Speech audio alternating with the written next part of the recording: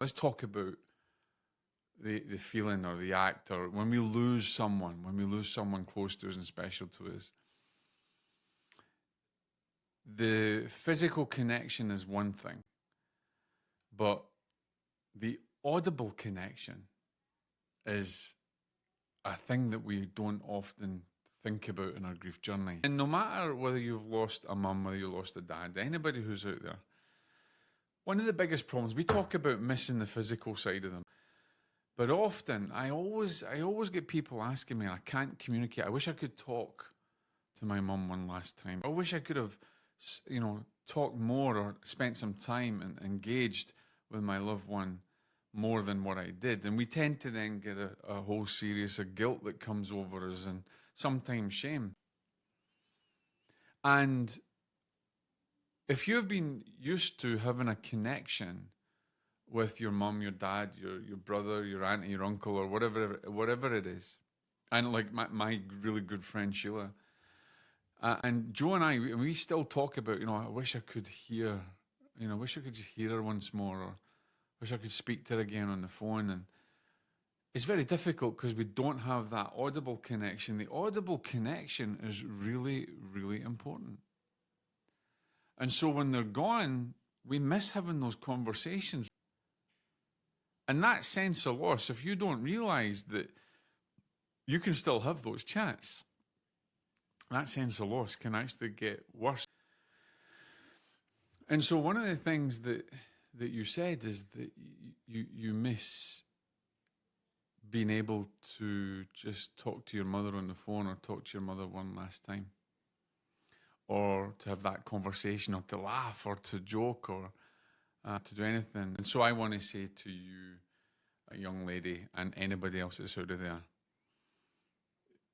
just speak. Teach people to just speak out loud or in their own mind. Have that conversation.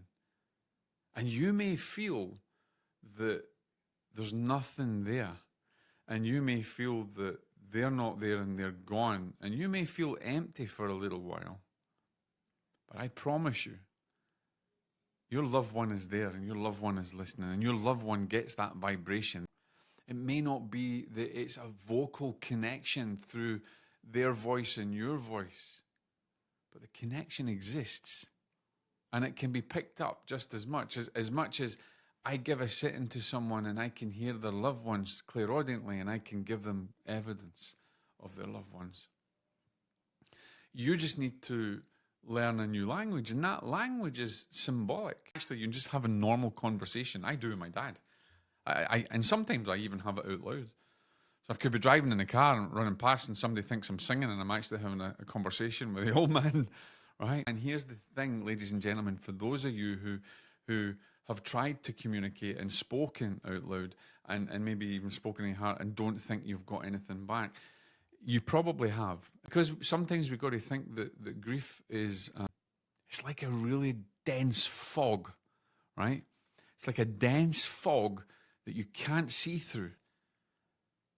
You can't perceive it, but it's there. That fog is the energy just as you are. The state of it being as a fog is temporary.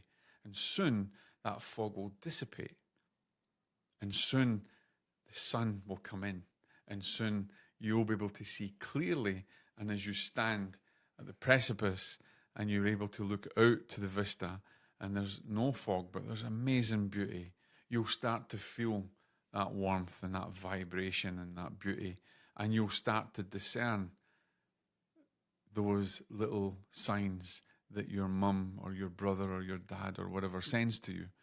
Because most of the time, the reason that we cause more suffering because we believe that they're gone and we can't communicate them, it's because we don't know how to discern, we don't know how to recognize the signs. You just need to learn that it's not going to be in the vocal and the auditory way that you are expecting in a material world, but now that you have to really look inside of yourself and open up yourself to your own spiritual power and to be able to discern that. And most of the time, your loved ones have already given you signs, loads of signs. It's just that you miss them, and it's because you can't see through the fog. But as I said, that fog is going to lift. And then you'll be standing, you'll be able to see the beautiful vista, you'll be able to see beyond what's there. And then it's a nice, easy flow, right? Well, the answer is like I said, in grief, you have to integrate it. You have to become part of it so that it flows through you. It's part of you. In the same way as the energy that carries your loved one's vibration on the other side, it's that vibration, it's that same force that animates you and gives you life. And because your expectation is held up that you have this idea that you should be able to communicate in the way that you can on this side of life, that's what causes the suffering. So the reason that you're suffering is not because of the loss, it's because of your expectation and your attachment to it. And therefore you judge it. And in the judgment, you create the suffering inside of you. And if you feel that you cannot have a conversation out loud, then have it in your mind, have it in your heart. Speak to your loved one before you go to bed at night. Learn about how you could receive signs from them. But I would rather teach you to really recognize what is true, recognize what is vibrationally matching, and is that not even that label, but that energy that opens your heart into a place of knowing rather than questioning or believing from knowing, which is a really, really powerful divine part of is a really divine part of you. Knowing is coming from the soul, right?